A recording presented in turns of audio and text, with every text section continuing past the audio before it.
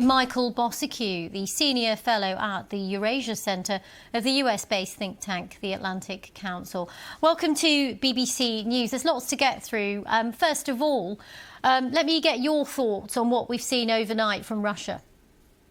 Sure. Well, here in Kyiv, at about 6:30 in the morning, practically right overhead me, there was a big blast followed by others. These were air defense systems at work. I'm in central Kyiv, so it's a very strategic area. They were able to bring these down, but others, of course, dozens either struck or debris from missiles fell down. Now, let's be clear. Again, what Paul said is happening here is Mr. Putin is trying to destroy the critical infrastructure here, heating infrastructure. Temperatures now are going down to freezing point, so it's going to be very difficult. Most of Odessa, for example, right now, where I'm usually based, no water and no heating.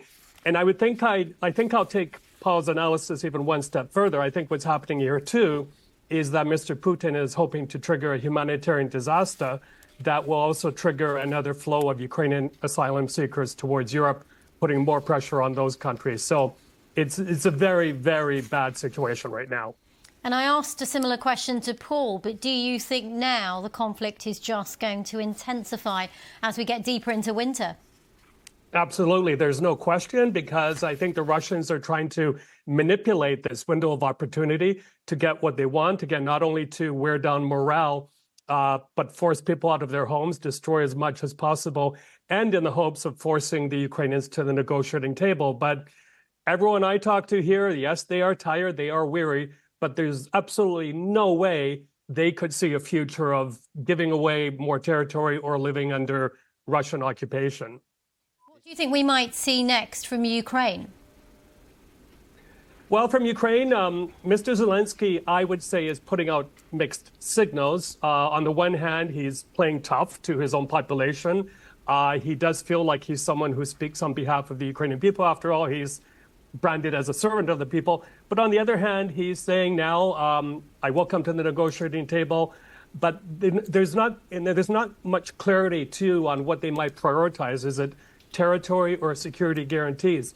Security guarantees are going to be vital in whatever happens, because whatever country or countries that agree to the terms and protect Ukraine, they will be on the hook for exactly that, protecting Ukraine, which could mean boots on the ground if Russia does not honor its commitments.